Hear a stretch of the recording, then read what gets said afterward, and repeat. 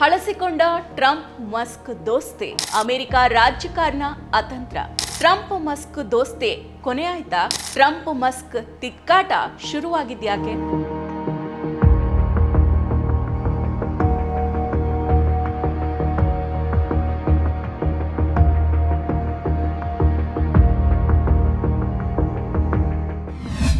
ನಮಸ್ಕಾರ. ಅಮೆರಿಕ ಅಧ್ಯಕ್ಷ Donald Trump ಮತ್ತು ಬಿಲಿಯನೇರ್ ಉದ್ಯಮಿ ಎಲಾನ್ ಮಸ್ಕ್ ಇಬ್ಬರು ಕೂಡ ಅಪ್ಪಟ ವ್ಯಾಪಾರಸ್ಥರು, ಅಸಾಧ್ಯ ದುರಹಂಕಾರದ ಮನುಷ್ಯರು ಕೂಡ. ಇವರು ಒಟ್ಟಿಗೆ ಇರೋದು ಸಾಧ್ಯನೇ ಇಲ್ಲ ಅನ್ನೋದು ಅಮೆರಿಕದ ರಾಜಕಾರಣವನ್ನ ಹತ್ತಿರದಿಂದ ಬಲ್ಲವರ ಭವಿಷ್ಯ ಆಗಿತ್ತು. ಈಗ ಅದು ನಿಜ ಆಗಿದೆ. ಎಲಾನ್ ಮಸ್ಕ್ ತಮ್ಮ ಸಾಮಾಜಿಕ ಮಾಧ್ಯಮ ಖಾತೆಗಳಲ್ಲಿ ಸರ್ಕಾರಿ ದಕ್ಷತೆ ವಿಭಾಗದ ಮುಖ್ಯಸ್ಥರಾಗಿ ತಾವಿನ್ನು ಮುಂದುವರಿಯೋದಿಲ್ಲ ಅಂತ ಘೋಷಣೆ ಮಾಡಿಕೊಂಡಿದ್ದಾರೆ. ಅಧ್ಯಕ್ಷ ಟ್ರಂಪ್ ಅವರ ಮೇಲೆ ವಿಶ್ವಾಸ ಇಟ್ಟಿದ್ದಕ್ಕಾಗಿ ಮತ್ತು ವಿಶೇಷ ಸರ್ಕಾರಿ ಉದ್ಯೋಗಿಯಾಗಿ ತಮ್ಮ ಆಡಳಿತದಲ್ಲಿ ಸೇರಿಸಿಕೊಂಡಿದ್ದಕ್ಕಾಗಿ ಅವರಿಗೆ ಧನ್ಯವಾದ ಅಂತ ತಿಳಿಸಿದ್ದಾರೆ. ಅವರು ರಾಜೀನಾಮೆ ಕೊಟ್ಟರು, ಇವರು ಸ್ವೀಕರಿಸಿದರು ಎಂಬುದಕ್ಕಷ್ಟೇ ಇದು ನಿಲ್ಲುವಂಥದ್ದು ಕೂಡ ಅಲ್ಲ. ಯಾಕಂದರೆ ಅವರಿಬ್ಬರು ಒಂದಾಗಿದ್ದು ಅಮೆರಿಕದ ಅಭಿವೃದ್ಧಿಗಲ್ಲ, ರಾಜಕಾರಣದ ಮೌಲ್ಯ ವೃದ್ಧಿಗೂ ಅಲ್ಲ, ಅಪ್ಪಟ ವ್ಯಾಪಾರಕ್ಕೆ, ಜಾಗತಿಕ ಶ್ರೀಮಂತಿಕೆಗೆ. ಹೀಗಾಗಿ ಈ ದೋಸ್ತಿಯಲ್ಲಿ ಬಿರುಕುಂಟಾಗಿದೆ. ಆ ಬಿರುಕು ಸಾರ್ವಜನಿಕ ಹೇಳಿಕೆಗಳ ಮೂಲಕ ಬಹಿರಂಗ ಆಗ್ತಾ ಇದೆ. ಆ ಹೇಳಿಕೆಗಳು ನಗ್ನ ಸತ್ಯಗಳನ್ನು ಬಿಚ್ಚಿಡ್ತಾ ಇದೆ. ಅಮೆರಿಕನ್ನರಷ್ಟೇ ಅಲ್ಲ, ಜಗತ್ತಿನ ಜನರನ್ನ ಬೆಚ್ಚಿ ಬೀಳಿಸ್ತಾ ಇದೆ. ಎಲಾನ್ ಮಸ್ಕ್ ಮೊದಲಿಗೆ ಟ್ರಂಪ್ ಮಂಡಿಸಿದ ಬಜೆಟ್ ಅನ್ನ ತೀವ್ರವಾಗಿ ಟೀಕೆ ಮಾಡಿದ್ರು. ಇದು ಈ ಜೋಡಿ ಬೇರೆ ಆಗೋದಕ್ಕೆ ತಕ್ಷಣದ ಕಾರಣ ಅಂತ ಅಂದಾಜು ಮಾಡಲಾಗ್ತಾ ಇದೆ. ಪ್ರಾಮಾಣಿಕವಾಗಿ ಹೇಳಬೇಕಂದ್ರೆ ಇಷ್ಟೊಂದು ಅಗಾಧ ಪ್ರಮಾಣದ ಖರ್ಚನ್ನ ನೋಡಿ ನಿಜಕ್ಕೂ ನಿರಾಶೆಯಾಗಿದೆ. ಇದು ಕೊರತೆ ಬಜೆಟ್ ಗಾತ್ರವನ್ನ ಇನ್ನಷ್ಟು ಹೆಚ್ಚಿಸಲಿದೆ. ಅಷ್ಟು ಮಾತ್ರ ಅಲ್ಲದೆ ಸರ್ಕಾರಿ ದಕ್ಷತಾ ಇಲಾಖೆ ಮಾಡ್ತಾ ಇರೋ ಕೆಲಸವನ್ನ ಕಡೆಗಣಿಸಿದಂತಾಗಿದೆ ಅಂತ ಮಸ್ಕ್ US TV ವಾಹಿನಿಯ ಮೂಲಕ ತಮ್ಮ ಅಸಮಾಧಾನವನ್ನ ಹೊರಹಾಕಿದ್ರು. ಹೀಗೆ ಸಾರ್ವಜನಿಕವಾಗಿ ಟೀಕೆ ಮಾಡೋದು ಟ್ರಂಪ್ ಮತ್ತವರ ಸಲಹೆಗಾರರಿಗೆ ಅರಗಿಸಿಕೊಳ್ಳಲಾರದ ಅಪತ್ಯ ಆಯಿತು. ಹಾಗೇನೆ ಸರ್ಕಾರದ ವೆಚ್ಚವನ್ನ ತಗ್ಗಿಸೋ ತಮ್ಮ ನಿರ್ಧಾರಗಳಿಗೆ ಇನ್ನು ಮುಂದೆ ಟ್ರಂಪ್ ಬೆಂಬಲ ಇರೋದಿಲ್ಲ ಅನ್ನೋದು ಮಸ್ಕ್ ಪಾಲಿಗೂ ಕೂಡ ಸ್ಪಷ್ಟ ಆಗಿತ್ತು. ಇದಕ್ಕೆ ಪ್ರತಿಯಾಗಿ ಎಲಾನ್ ಮಸ್ಕ್ ಉಪಾಧ್ಯಕ್ಷ JD ವ್ಯಾನ್ಸ್ ಅವರನ್ನ ಅಧ್ಯಕ್ಷರನ್ನಾಗಿ ಮಾಡಬೇಕು ಅನ್ನೋ ಒತ್ತಾಯದ ದಾಳವನ್ನ ಉರುಳಿಸಿದ್ರು. ಟ್ರಂಪ್ ಕೂಡ ತಾವೇನು ಕಡಿಮೆ ಇಲ್ಲ ಅನ್ನುವಂತೆ ಮಸ್ಕ್ ಕಂಪನಿಗಳ ಸರ್ಕಾರಿ ಒಪ್ಪಂದಗಳು ಮತ್ತು ಸಬ್ಸಿಡಿಗಳನ್ನು ಕೊನೆಗೊಳಿಸುವುದಾಗಿ ಬೆದರಿಕೆಯನ್ನ ಹಾಕಿದ್ರು. ಅಷ್ಟೇ ಅಲ್ಲ, ಮಸ್ಕ್ ಬಜೆಟ್ ಬಗ್ಗೆ ಟೀಕಿಸಿದನ್ನ ಗುರಿಯಾಗಿಸಿಕೊಂಡು ನಮ್ಮ ಬಜೆಟ್ನಿಂದ ಶತಕೋಟಿ ಡಾಲರ್ಗಳನ್ನು ಉಳಿಸಲು ಸುಲಭವಾದ ಮಾರ್ಗ ಅಂದ್ರೆ ಮಸ್ಕ್ ಅವರ ಸರ್ಕಾರಿ ಸಬ್ಸಿಡಿಗಳು ಮತ್ತು ಒಪ್ಪಂದಗಳನ್ನು ಕೊನೆಗೊಳಿಸೋದು ಅಂತ ಟ್ರಂಪ್ ಸಾಮಾಜಿಕ ಮಾಧ್ಯಮದಲ್ಲಿ ಕುಟುಕಿದ್ರು. ಅದಕ್ಕೆ ಎಲಾನ್ ಮಸ್ಕ್ ಕೂಡ ಪ್ರತಿಕ್ರಿಯೆಯನ್ನ ನೀಡಿ ಟ್ರಂಪ್ಗೆ ಕೃತಜ್ಞತೆನೇ ಇಲ್ಲ, ನಾನು ಇಲ್ಲಿ ಇಲ್ಲದಿದ್ರೆ ಅವರು ಚುನಾವಣೆಯಲ್ಲಿ ಸೋಲ್ತಾ ಇದ್ರು ಅಂತ ಅಮೆರಿಕ ಚುನಾವಣೆಯ ಹೊಲಸನ್ನ ಹೊರಹಾಕಿದ್ರು. ಟ್ರಂಪ್ ಅವರ ಪ್ರಚಾರಕ್ಕೆ ಮಸ್ಕ್ ಕೊಟ್ಟ ಆರ್ಥಿಕ ಬೆಂಬಲವನ್ನ ಕಡೆಗಣಿಸುವಂತಿಲ್ಲ. ಆದರೂ 2024 ಅಧ್ಯಕ್ಷೀಯ ಚುನಾವಣೆಯಲ್ಲಿ ಅವರ ಭರ್ಜರಿ ಗೆಲುವಿಗೆ ಖಂಡಿತವಾಗಿ ಅದಷ್ಟೇ ಕಾರಣ ಆಗಿರಲಿಲ್ಲ.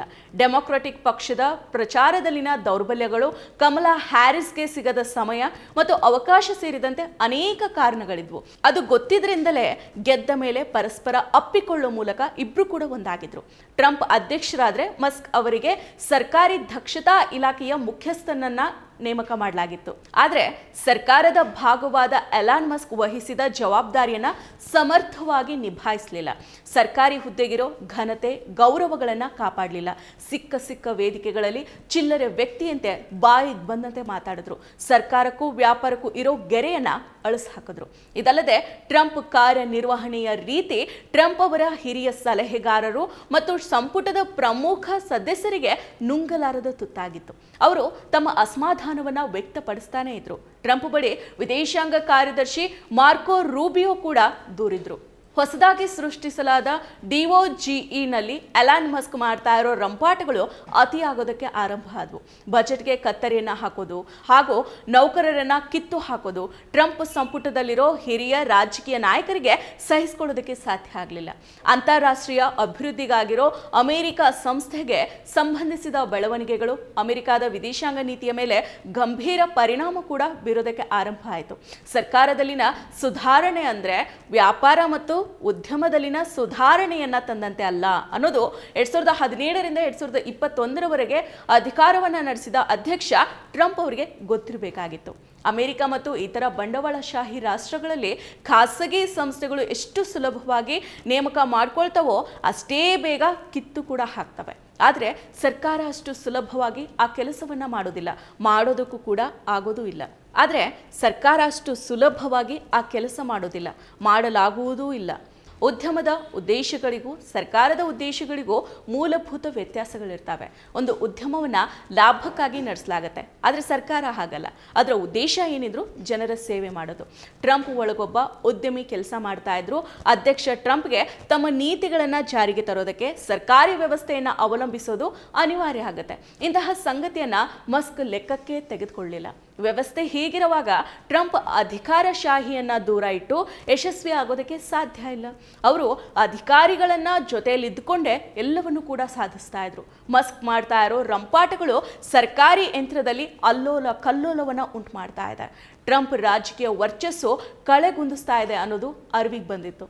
ರಾಜೀನಾಮೆ ಅಂದಾಗ ಮರು ಮಾತಾಡ್ದೇ ಒಪ್ಪಿದ್ದು ಅಲ್ಲದೆ ಮಸ್ಕ್ ಕಂಪನಿಗಳ ಸರ್ಕಾರಿ ಸಬ್ಸಿಡಿ ಮತ್ತು ಒಪ್ಪಂದಗಳ ಬಗ್ಗೆ ಮಾತಾಡಿದ್ರು. ಇದು ಸಹಜವಾಗಿಯೇ ಎಲಾನ್ ಮಸ್ಕ್ ಅವರನ್ನ ಕೆರಳಿಸಿದೆ. ಅದು ಡೆಮಾಕ್ರೆಟಿಕ್ ಪಕ್ಷದ ನಾಯಕ ಮಾಜಿ ಅಧ್ಯಕ್ಷ ಬರಾಕ್ ಒಬಾಮಾ ಅವರನ್ನ ಮಸ್ಕ್ ಭೇಟಿ ಮತ್ತು ಮಾತುಕತೆಗಳಲ್ಲಿ ಕಾಣತೊಡಗಿದೆ. ಪರೋಕ್ಷವಾಗಿ ಆಡಳಿತಾರೂಢ ರಿಪಬ್ಲಿಕನ್ ಪಕ್ಷ ತೊರೆಯೋ ಸುಳಿವನ್ನು ಕೂಡ ನೀಡಿದೆ. ಇಷ್ಟಕ್ಕೆ ಬಿಡದ ಎಲಾನ್ ಮಸ್ಕ್ ಮುಂದುವರೆದು ಅಧ್ಯಕ್ಷ ಡೊನಾಲ್ಡ್ ಟ್ರಂಪ್ ಮರ್ಮಕ್ಕೆ ತಾಕೋ ಜೆಫ್ರಿ ಎಸ್ಟಿನ್ ಫೈಲ್ಸ್ಗಳಲ್ಲಿ ಅಮೆರಿಕ ಅಧ್ಯಕ್ಷ ಡೊನಾಲ್ಡ್ ಟ್ರಂಪ್ ಹೆಸರಿದೆ, ಅದಕ್ಕಾಗಿಯೇ ಅವುಗಳನ್ನು ಬಿಡುಗಡೆ ಮಾಡ್ತಾ ಇಲ್ಲ ಅನ್ನೋ ಗಂಭೀರ ಆರೋಪವನ್ನ ಮಾಡಿದ್ರು. ಇದು ನಿಜಕ್ಕೂ ಗಂಭೀರ ಆರೋಪನೇ. ಇದು ರಾಜಕೀಯ ನೇತಾರರ ವಿರುದ್ಧ ನೈತಿಕ ಪ್ರಶ್ನೆಯನ್ನ ಎತ್ತುತ್ತೆ. ಸಿಐಎ, ಕೇಂದ್ರೀಯ ತನಿಖಾ ಏಜೆನ್ಸಿ ಮತ್ತು ಮೊಸಾಡ್, ಇಸ್ರೇಲ್ ಗುಪ್ತಚರ ಏಜೆನ್ಸಿ ನಡುವಿನ ಸಂಬಂಧವನ್ನ ಬಹಿರಂಗಗೊಳಿಸುತ್ತೆ. ಇಸ್ರೇಲ್ ಮತ್ತು ಅಮೆರಿಕಗಳ ಒಳ ಒಪ್ಪಂದವನ್ನ ಹೊರಹಾಕುತ್ತೆ. ಒಟ್ಟಿನಲ್ಲಿ ಅಮೆರಿಕಾದ ಒಡಲ ಕೊಳಕನ್ನ ತೆರೆದು ತೋರಿಸುತ್ತೆ. ಎಲಾನ್ ಮಸ್ಕ್ ಎಳೆದು ತಂದಿರೋ ಜೆಫ್ರಿ ಎಪ್ಸ್ಟೈನ್ಸ್ ಅಮೆರಿಕಾದ ಕುಖ್ಯಾತ ಅಪರಾಧಿ, ಮಕ್ಕಳ ಮೇಲಿನ ಲೈಂಗಿಕ ದೌರ್ಜನ್ಯ ಮತ್ತು ಕಳ್ಳ ಸಾಗಾಣಿಕೆಯ ಆರೋಪಿ. ಅಷ್ಟೇ ಅಲ್ಲ, ಅಪ್ರಾಪ್ತ ಮಕ್ಕಳನ್ನ ಉನ್ನತ ರಾಜಕಾರಣಿಗಳು, ಉದ್ಯಮಿಗಳು ಮತ್ತು ಸೆಲೆಬ್ರಿಟಿಗಳ ಬಳಿ ಕಳಿಸ್ತಾ ಇದ್ದ ಗಂಭೀರ ಆರೋಪ ಕೂಡ ಆತನ ಮೇಲಿದೆ. ಆತ ಖಾಸಗಿ ಕೆರಿಬಿಯನ್ ದ್ವೀಪಗಳಲ್ಲಿ ಹಾಗೂ ನ್ಯೂಯಾರ್ಕ್, ಫ್ಲೋರಿಡಾ, ನ್ಯೂ ಮೆಕ್ಸಿಕೋದಲ್ಲಿರೋ ಭವ್ಯ ಬಂಗಲೆಗಳಂತಹ ಅಡಗು ತಾಣಗಳಲ್ಲಿ ದಂಧೆ ನಡೆಸ್ತಾ ಇದ್ದ ಅನ್ನೋ ಮಾಹಿತಿಯೂ ಕೂಡ ಇದೆ. ಅನೇಕ ಮಹಿಳೆಯರು ಈತನ ವಿರುದ್ಧ ಮೀಟು ಆರೋಪವನ್ನ ಮಾಡಿದ್ದಾರೆ, ಕೇಸ್ ಕೂಡ ದಾಖಲು ಮಾಡಿದ್ದಾರೆ. ಜೆಫ್ರಿ ಅಪರಾಧಗಳ ತನಿಖೆಯ ಸಮಯದಲ್ಲಿ ಅನೇಕ ಆಘಾತಕಾರಿ ವಿಚಾರಗಳು ಕೂಡ ಬಹಿರಂಗಗೊಂಡಿದ್ವು. ಕರೆ ದಾಖಲೆಗಳು, ಚಾಟ್ಗಳು, ವಿಡಿಯೋಗಳು, ಅವರ ಸಹಚರರು, ಕ್ಲೈಂಟ್ಗಳ ಹೆಸರುಗಳನ್ನು ಎಪ್ಸ್ಟೈನ್ಸ್ ಫೈಲ್ಸ್ಗಳಲ್ಲಿ ದಾಖಲಿಸಲಾಗಿದೆ. ಎಲಾನ್ ಮಸ್ಕ್ ಅವರ ಗಂಭೀರ ಆರೋಪವೇನೆಂದರೆ, ಫೆಬ್ರವರಿ 2025ರಲ್ಲಿ US ನ್ಯಾಯ ಇಲಾಖೆಯ ದಾಖಲೆಯಲ್ಲಿ ಅಧ್ಯಕ್ಷ Donald Trump, pop icon Michael Jackson, ನಟ ಅಲೆಕ್ಸ್ ಬಾಲ್ಡಿವ್ನ ಮತ್ತು ಚಲನಚಿತ್ರ ನಿರ್ಮಾಪಕ ಹಾರ್ವೆ ವೈನ್ಸ್ಟೈನ್ ಎಪ್ಸ್ಟೈನ್ ಅವರ ಸಂಪರ್ಕ ಪಟ್ಟಿಯಲ್ಲಿದ್ದ ಪ್ರಭಾವಿ ವ್ಯಕ್ತಿಗಳು ಅನ್ನೋದು ಬಹಿರಂಗಗೊಂಡಿತ್ತು. ಆದರೆ ತನಿಖೆಯಲ್ಲಿ ಸಿಕ್ಕಿರೋ ಮಾಹಿತಿಯನ್ನು ಸಾರ್ವಜನಿಕವಾಗಿ ಎಲ್ಲಿಯೂ ಕೂಡ ಹಂಚಿಕೊಂಡಿಲ್ಲ.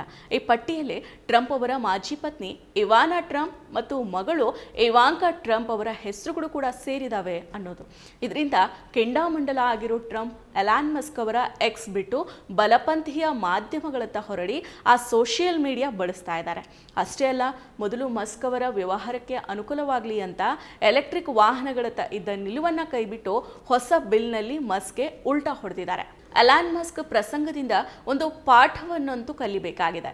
ಸರ್ಕಾರಿ ಮತ್ತು ಆಡಳಿತಾತ್ಮಕ ಸುಧಾರಣೆಯ ಕಸರತ್ತುಗಳು ನಿರಂತರ ಪ್ರಕ್ರಿಯೆ. ಅದನ್ನು ಸಾಂಪ್ರದಾಯಿಕ ವಿಧಾನಗಳಿಂದಾನೇ ನಿರ್ವಹಿಸಬೇಕಾಗತ್ತೆ. ಸರ್ಕಾರಿ ವ್ಯವಸ್ಥೆಯನ್ನು ವ್ಯವಸ್ಥಿತವಾಗಿ ನಡೆಸೋ ಮತ್ತು ಸಾರ್ವಜನಿಕ ಹಣವನ್ನು ವಿವೇಚನೆಯಿಂದ ಖರ್ಚು ಮಾಡೋ ಮುತ್ಸದಿ ನಾಯಕನನ್ನ ಅದು ಬೇಡುತ್ತೆ.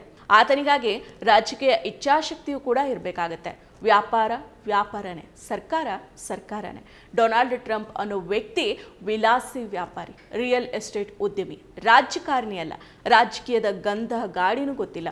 ಗಳಿಗೆಗೊಂದು ಮಾತಾಡೋ ಈ ಹುಚ್ಚನನ್ನ ಜಗತ್ತಿನ ದೊಡ್ಡಣ್ಣ ಅಂತ ಕರೆಸ್ಕೊಳ್ಳೋ ಅಮೆರಿಕ ಆಯ್ಕೆ ಮಾಡಿಕೊಂಡಿದೆ. ಅಮೆರಿಕಾದ ರಾಜಕಾರಣದ ದಿಕ್ಕು ತಪ್ತಾ ಇದೆ. ಅವಮಾನಕ್ಕೆ ಒಳಗಾಗಿ ಜಾಗತಿಕವಾಗಿ ವರ್ಚಸ್ಸನ್ನ ಕಳೆದುಕೊಳ್ತಾ ಇದೆ. ಇಂತಹ ಹುಚ್ಚನ ಸ್ನೇಹ ಬೆಳೆಸಿರೋ ನಮ್ಮ ಪ್ರಧಾನಿ ಮೋದಿಯವರು ಎಲಾನ್ ಮಸ್ಕ್ನಂತಹ ಅಮಿತ್ ಶಾರನ್ನ ಪಕ್ಕದಲ್ಲಿಟ್ಕೊಂಡಿದ್ದಾರೆ. ಅವರು ರಾಜಕಾರಣದೊಂದಿಗೆ ವ್ಯಾಪಾರವನ್ನ ಬೆರೆಸಿದ್ರೆ, ಇವರು ಧರ್ಮವನ್ನ ಬೆರೆಸಿದ್ದಾರೆ. ಅವರ ದೋಸ್ತಿ ಈಗ ಹಳಿಸ್ಕೊಂಡಿದೆ. ಇವ್ರದ್ದು ಯಾವಾಗ ಅನ್ನೋದನ್ನ ಕಾದು ನೋಡ್ಬೇಕಿದೆ. ಮತ್ತಷ್ಟು ವಿಶೇಷ ವಿಡಿಯೋಗಳನ್ನು ನೋಡಲು ಮತ್ತು ಹೊಸ ವಿಡಿಯೋಗಳ ಬಗ್ಗೆ ತಿಳಿಯಲು ಈ ದಿನ .com ಯೂಟ್ಯೂಬ್ ಚಾನೆಲ್ ಸಬ್ಸ್ಕ್ರೈಬ್ ಮಾಡಿ ಮತ್ತು ಬೆಲ್ ಐಕಾನ್ ಕ್ಲಿಕ್ ಮಾಡಿ.